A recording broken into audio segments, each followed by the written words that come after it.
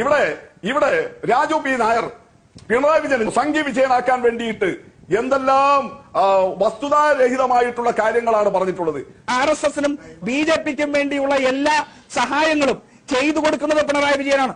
അധികാരം എന്നുള്ളതിനപ്പുറം മറ്റൊരു മൂല്യവും ഒരു കമ്മ്യൂണിസ്റ്റ് മൂല്യവും ഇല്ലാത്ത മുഖ്യമന്ത്രിയാണ് പിണറായി വിജയൻ. യഥാർത്ഥത്തിൽ കേരളത്തിൽ രാജു പി നായർ നിങ്ങൾ നെഞ്ചിൽ കൈവച്ചിട്ട് പറ, ആരാണ് ഇന്ന് കാണുന്ന നിലയിൽ RSSന് സ്വീകാര്യത ഉണ്ടാക്കിയത്? രാജ്യത്തുടനീളം നിങ്ങളാണ്. നിങ്ങളുടെ ആളുകൾ കോൺഗ്രസിലേക്ക് RSSലേക്ക് പോയപ്പോഴാണ് അവർ ഇന്ന് കാണുന്ന നിലയിൽ പല സംസ്ഥാനങ്ങളിലും കോൺഗ്രസിന് വലിയ സ്വാധീനമുണ്ടായിരുന്ന സംസ്ഥാനങ്ങളിൽ BJP വലിയ പാർട്ടിയായിട്ട് മാറിയതും കോൺഗ്രസ് പുറകോട്ട് പോയതും. കേരളത്തിൽ നേമത്ത് ജയിച്ചപ്പോൾ നിങ്ങളുടെ വോട്ടല്ലേ കുറഞ്ഞത്?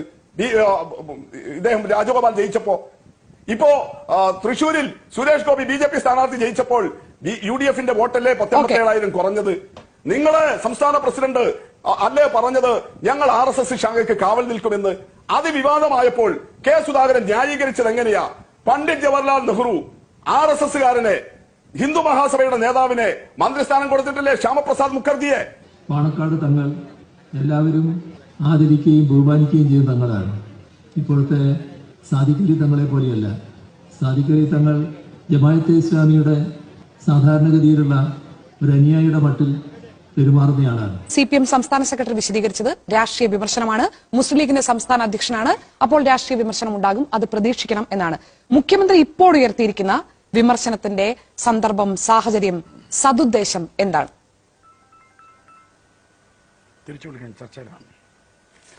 നിങ്ങളിപ്പോ ഇവിടെ മുഖ്യമന്ത്രിയുടെ പ്രസംഗത്തിന്റെ ഒരു ക്ലിപ്പ് കാണിച്ചു. ഈ ചേലക്കരയിൽ തെരഞ്ഞെടുപ്പ് UDFന്റെ തെരഞ്ഞെടുപ്പ് പ്രചരണ യോഗത്തിന്, കുടുംബയോഗത്തിന് പോയിട്ട് ഈ സാദിഖലി തങ്ങൾ നടത്തിയ പ്രസംഗത്തിന്റെ വീഡിയോ ക്ലിപ്പ് നിങ്ങൾക്ക് അവൈലബിൾ ആണോ? മനോരമക്ക് അവൈലബിൾ ആണോ? അത് കാണിക്കാൻ പറ്റുമോ? ഇപ്പോൾ അത് നോക്കേണ്ടതുണ്ട് ശ്രീ VP മുസ്തഫ. മുഖ്യമന്ത്രി ഇപ്പോൾ പറഞ്ഞ കാര്യങ്ങളാണ് എടുത്തു കൊടുത്തത്. താങ്കൾ പറഞ്ഞോളൂ, നമുക്ക് നോക്കാം. അല്ല, ചേലക്കര തെരഞ്ഞെടുപ്പ് കഴിഞ്ഞ നൂറ്റാണ്ടിൽ നടന്നതല്ലോ. ഞാനത് ചോദിക്കാൻ കാരണം, താങ്കൾ എന്നോട് ചോദിച്ചത് മുഖ്യമന്ത്രിയുടെ ഈ പരാമർശത്തിന് ഇപ്പോൾ എന്താണ് സന്ദർഭം എന്നാണ് ഷാനി എന്നോട് ചോദിച്ചത്. ആ സന്ദർഭം പറയാനാണ് ഞാൻ ആ ക്ലിപ്പ് ഉണ്ടോ എന്ന് ചോദിച്ചത്. കാരണം ചേലക്കരയിലും പാലക്കാടും വയനാടും എല്ലാം ഒരുമിച്ചാണ് ഉപതെരഞ്ഞെടുപ്പ്. ആ ഒരുമിച്ച് ഉപതെരഞ്ഞെടുപ്പ് നടക്കുമ്പോൾ വിവിധ രാഷ്ട്രീയ പാർട്ടികളുടെ, വിവിധ രാഷ്ട്രീയ മുന്നണികളുടെ നേതാക്കൾ വിവിധ യോഗങ്ങളിൽ പ്രസംഗിച്ചിട്ടുണ്ട്. അങ്ങനെ പിണറായി വിജയനെതിരെ വ്യക്തിപരമായിട്ടുള്ള വളരെ നീചമായ ആദ്യത്തെ പരാമർശം ഉണ്ടാകുന്നത് സാദിഖലി തങ്ങളിൽ നിന്നാണ്. ചേലക്കരയിലെ UDFന്റെ കുടുംബയോഗത്തിൽ സാദിഖലി തങ്ങൾ പറയുകയാണ് പിണറായി വിജയൻ മോദിയെ പോലെയാണ്, നരേന്ദ്രമോദിയെ പോലെയാണ് എന്ന്.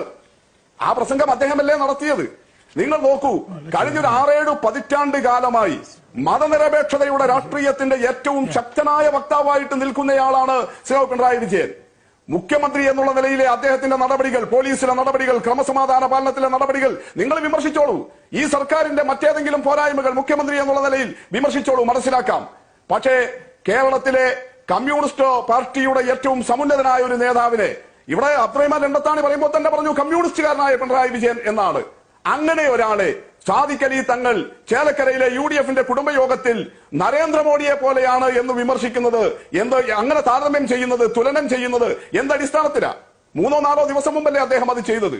അവിടെയാണ് ഞങ്ങൾ പറയുന്നത്, പിണറായി വിജയൻ പറഞ്ഞത് സാദിഖലി തങ്ങൾ സ്വീകരിച്ചു വരുന്ന നിലപാട് ജമാഅത്തെ ഇസ്ലാമിയുടെ നിലപാടിന് സമാനമാണ്. എന്തുകൊണ്ടാ?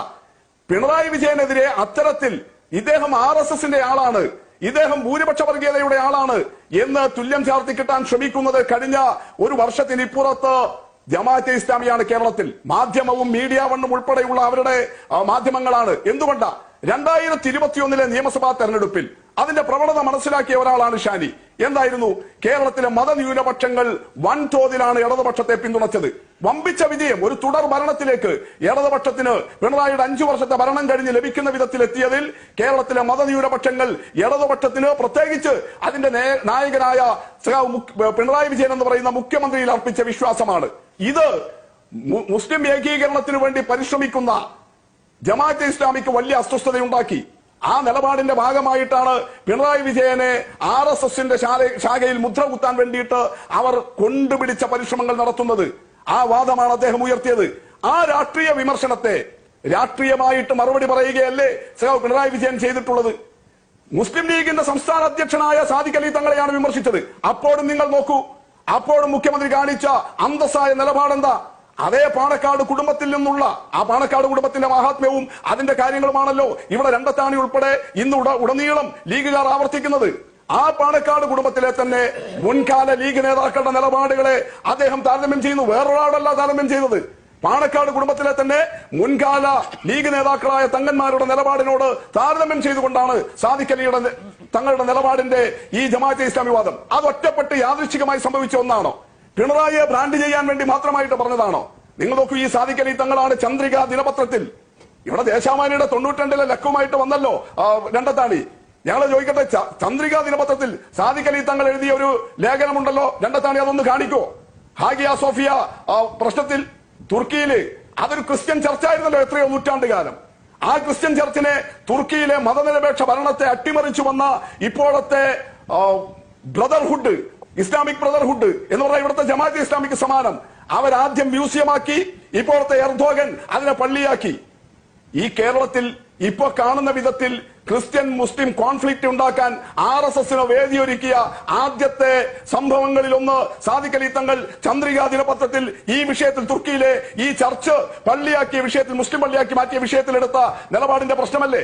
അതുകൊണ്ട് സാദിഖ് അലി തങ്ങളുടെ നിലപാടുകൾ ഇങ്ങനെ ജമാഅത്തെ ഇസ്ലാമിയുടെ വാദത്തിന്, കാരണം കേരളത്തിൽ ആ വാദം ആദ്യം ഉയർത്തിയത് ഇത് ചർച്ചല്ല, ഇത് മുസ്ലിം പള്ളി എന്നതിന് കൈയടിച്ചത് മാധ്യമ പത്രമാണ്, ജമാഅത്തെ ഇസ്ലാമിക്കാരാണ് ഈ നിലപാടിലേക്ക് എത്തിയത്. അങ്ങനെ നിങ്ങളിപ്പോ ഈ വലിയ വിമർശനം ഉന്നയിക്കുമ്പോൾ ഏതാനും ദിവസങ്ങൾക്ക് മുമ്പ് മുക്കം ഉമർ ഫൈസി, ആരാ മുക്കം ഉമർ ഫൈസി?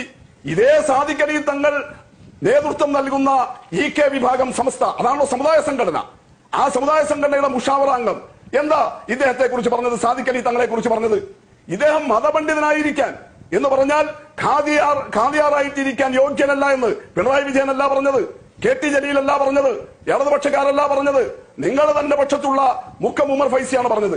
എന്താ അതിനോട് നിങ്ങൾ എന്ന് പറഞ്ഞാൽ പാണക്കാട് കുടുംബത്തിന്റെ മാഹാത്മ്യം, പാണക്കാട് തങ്ങന്മാരുടെ മാഹാത്മ്യം അത് മതപരമായിട്ടാണ് നിങ്ങൾ പറയുന്നതെങ്കിൽ അതിലേറ്റവും പ്രധാനമാണല്ലോ ഈ ഖാദിയാർ സ്ഥാനം. അതിന് യോഗ്യനല്ല. ഫത്തുൽ മുഈൻ പോലെയുള്ള കിതാബുകളിൽ പറഞ്ഞിട്ടുണ്ടല്ലോ എങ്ങനെയാണ് ഖാദിയാറാകേണ്ടത്, അതിന് പറ്റുന്നയാളല്ല എന്ന്. അതിനോട് എത്ര സൗമ്യമായിട്ടാ നിങ്ങൾ പ്രതികരിച്ചത്. അപ്പൊ പിന്നെ നിങ്ങളിപ്പോ ഈ സാദിഖ് അലി തങ്ങൾ നടത്തിയ ഒരു രാഷ്ട്രീയ വിമർശനം, അത് പിണറായി വിജയനെ RSSകാരനാക്കാൻ നടത്തിയ ശ്രമം, അതിന് രാഷ്ട്രീയമായിട്ട് മറുപടി പറഞ്ഞാൽ അതെങ്ങനെയാ പാണക്കാട് കുടുംബത്തെ അപമാനിക്കലാവുക? ന്യായമായ ചോദ്യമാണ് ശ്രീ VPP മുസ്തഫ, അത് ന്യായമായ ചോദ്യമാണ്. അതിന് ശ്രീ അബ്ദുറഹ്മാൻ ഇടത്താടി തന്നെ മറുപടി പറയട്ടെ. 1-2 സംശയങ്ങൾ. ഒന്ന്, അതായത് താങ്കൾ ഇപ്പോൾ പറയുന്നത് അനുസരിച്ച് പാണക്കാട് സാദിഖ് അലി ശിഹാബ് തങ്ങൾ മുഖ്യമന്ത്രി പിണറായി വിജയനെ വ്യക്തിപരമായി വിമർശിച്ചു എന്ന് വെച്ചാൽ മോദിയെ പോലെയാണ് എന്ന് പറഞ്ഞു.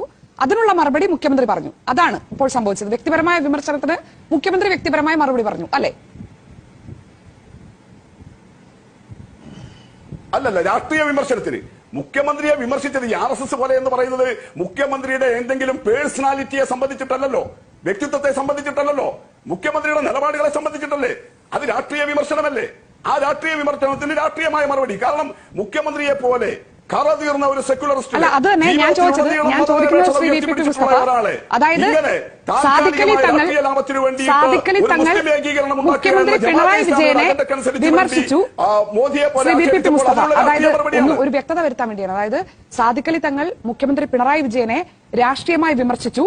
അതിന് മുഖ്യമന്ത്രി പിണറായി വിജയൻ വ്യക്തിപരമായി സാദിഖ് അലി തങ്ങളെയും രാഷ്ട്രീയമായി വിമർശിച്ചു. അതാണിപ്പോൾ ഉണ്ടായത്.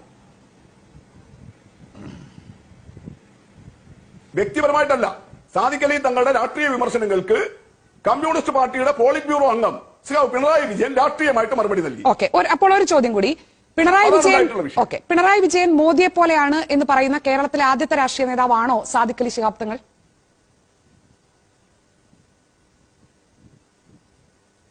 അല്ല, നേരത്തെ നടത്തിയ വിമർശനങ്ങൾക്കെല്ലാം അതുപോലെ തന്നെ മറുപടി പറഞ്ഞിട്ടില്ലേ? അപ്പോഴൊന്നും ആരും പിണറായി വിജയൻ ഇങ്ങനെ മറ്റൊരാളെ സാമുദായികമായിട്ട് ആക്ഷേപിച്ചു, അല്ലെങ്കിൽ ഇന്ന തറവാടുകാരെ ആക്ഷേപിച്ചു, ഇന്ന കുടുംബത്തെ ആക്ഷേപിച്ചു എന്നാരെങ്കിലും പറഞ്ഞിട്ടുണ്ടോ? നേരത്തെയും പിണറായി വിജയനെതിരെ ഇത്തരം രാഷ്ട്രീയമായ ആരോപണങ്ങൾ വന്നപ്പോൾ മറുപടി പറഞ്ഞപ്പോൾ ആ മറുപടി പറഞ്ഞ പിണറായി വിജയൻ ഇതാ ഞങ്ങളുടെ കുടുംബത്തെ, ഞങ്ങളുടെ തറവാടിനെ ആക്ഷേപിച്ചു, ഞങ്ങളുടെ സമുദായത്തെ ആക്ഷേപിച്ചു എന്ന് ആരെങ്കിലും പറഞ്ഞിട്ടുണ്ടോ ഈ നാട്ടിൽ? നേരത്തെ അങ്ങനെ ഏതൊക്കെ സാഹചര്യം ഉണ്ടായിട്ടുണ്ട്? പിണറായി വിജയൻ മോദിയെ പോലെയാണ്, പിണറായി വിജയൻ മോദിയെ പോലെയാണ് എന്ന് ആരോപിച്ച രാഷ്ട്രീയ നേതാക്കൾക്ക് ഇതിനു മുൻപ് പിണറായി വിജയൻ നൽകിയ മറുപടി എന്തായിരുന്നു?